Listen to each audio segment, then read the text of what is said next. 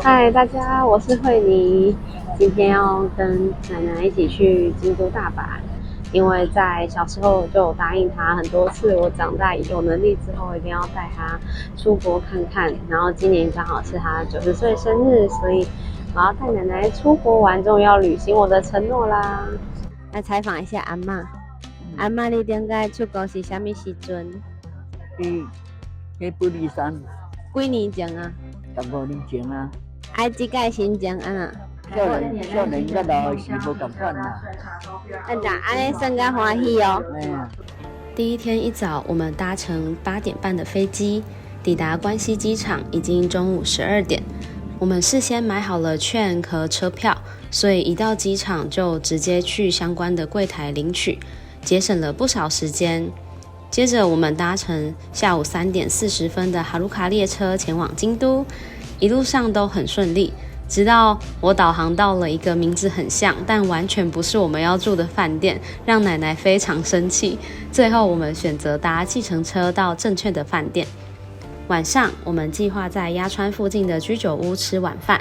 历经一番波折，我们到了鸭川附近的这个 Coco de Nome 这一间居酒屋，然后这间是超级道地，来到这边就刚好很多位置，我觉得刚好是时间，因为是礼拜天的晚上，隔天可能有些人要上班，然后这边蛮多都是日本人自己来，然后等来拍他的有名的一些吃的给大家看，他的小菜马铃薯，然后豆子跟汉堡肉，我们来吃吃他的生鱼片。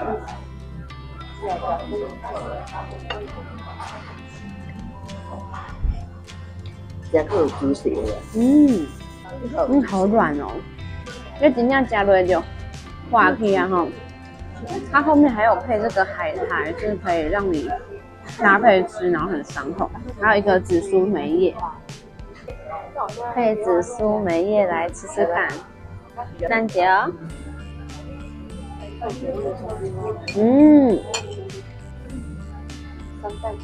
很香。现在要来是那个海鲜沙拉，上面是这个生鱼片，里面感觉有些紫苏梅叶，然后用醋，然后跟紫苏梅酱去调，跟很多个蔬菜放在一起，饮品非常的清爽。然后上面还有放一点点那个坚果跟美乃滋去做调味，然后口味更加丰富。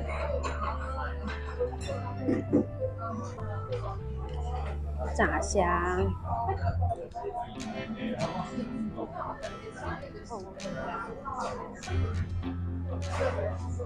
基本上就是把我们的凤梨虾球搬过来，只是没有凤梨，然后它加了一点七味粉之类的东西去调味。那很香，很好吃，一份就7尾而已。来吃这个鸡肉，照烧鸡肉，然后也是招牌菜之一。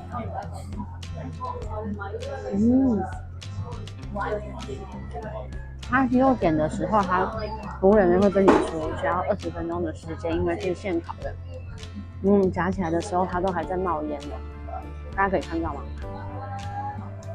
它的酱豆加一点美乃滋，所以就会有点辣辣，不会太腻的那种感觉。配上酥脆的鸡皮，然后跟嫩嫩的鸡肉，超级辣。晚餐后，我们到祇园和鸭川附近走走。京都从傍晚的时候就飘着小雨，在小雨当中的夜晚，配着祇园特色的房屋，古色古香，让夜晚多了一层滤镜，非常漂亮。第二天一早，我们决定去麦当劳吃松饼汉堡，简单又方便。早餐后，我们前往八坂神社，我到附近的 Okini 和服店换装，奶奶和姑姑则在神社内的公园走走休息。等我换好妆后，我们一起走去2年坂、3年坂和清水寺。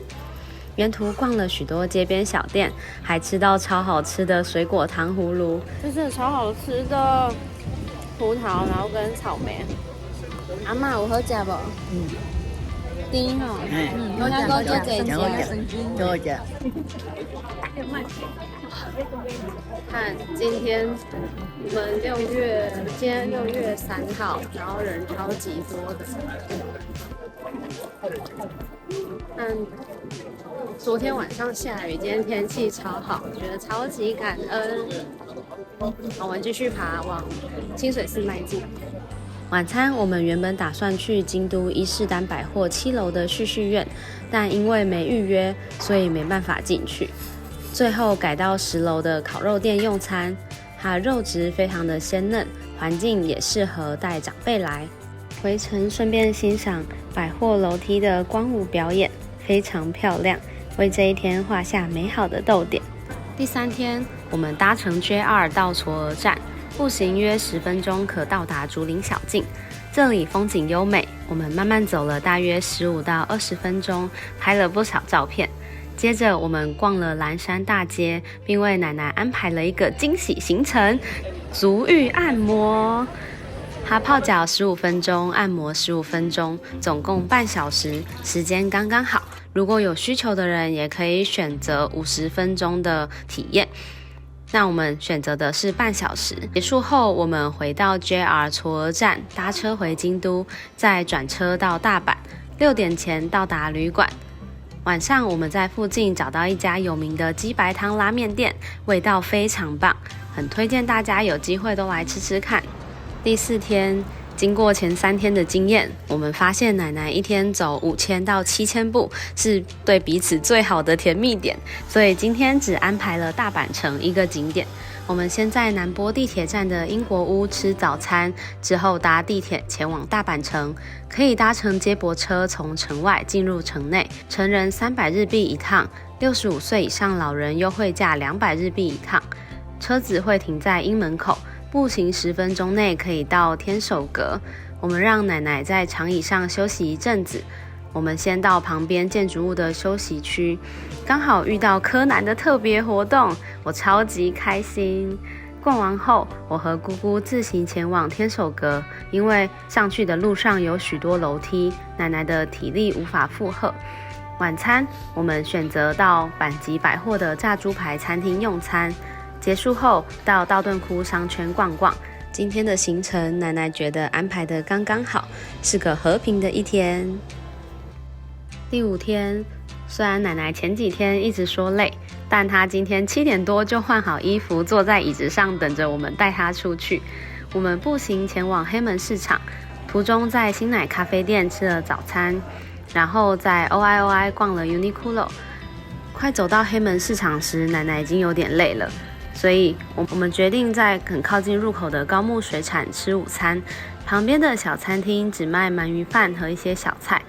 鳗鱼饭套餐从1100到3800日币都有，免费提供冰凉的麦茶，整体 CP 值很高。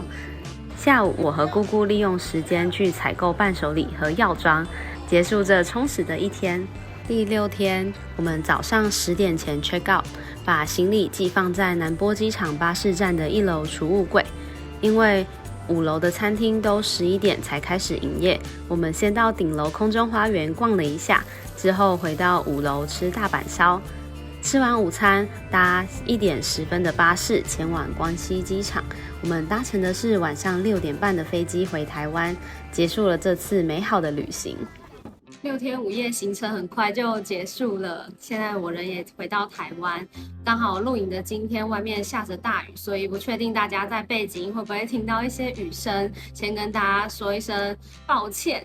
然后我觉得刚好回来之后，到隔天带奶奶出去，结果回程的路上她午觉睡着了，她醒来的时候半梦半醒，她就说那个比较晚才要搭飞机，你怎么现在就要带我去机场之类？然后我们就开玩笑说，你怎么还没有回到台湾？